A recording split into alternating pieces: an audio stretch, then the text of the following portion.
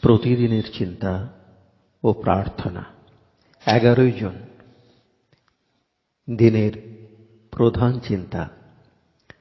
যতই আমরা সেই মহান জ্যোতির মধ্যে বাস করি, ততই আমরা জীবনের কি উদ্দেশ্য তাহা পরিষ্কারভাবে দেখিতে পাই, এবং তখন আমরা আরও যোগ্য হইয়া জীবন যাপন করিতে শিখি।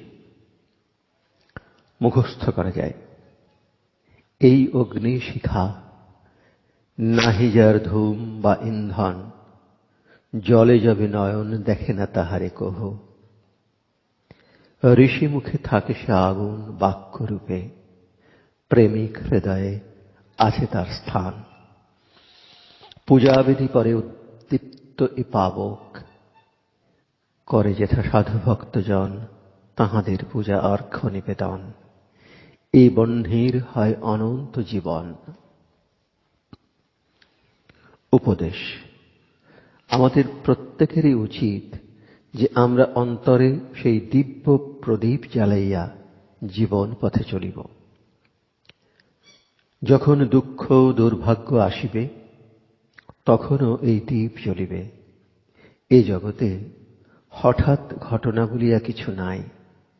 প্রতিকূল অবস্থায় পড়িলেও যাহারা মনীষী, তাহারা কখনো অভিযোগ বা বিদ্রোহ করেন না।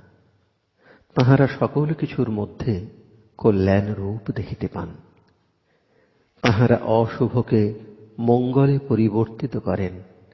যাহারা গভীর চিত্ত, তাহারা কি মহিমময়, কি স্থির ধীর। এই সত্তা, এই স্থির ধীর ভাব কোথা হইতে আসিল?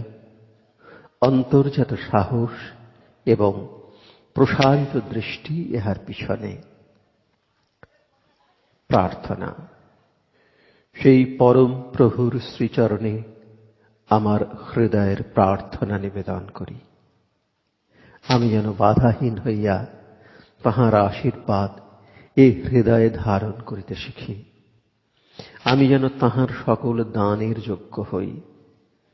তাহার কল্যাণ জ্যোতি যেন আমার মধ্য দিয়া আলোক বিকিরণ করে এবং আমার প্রাণে প্রজ্ঞা বুদ্ধি আনয়ন করে।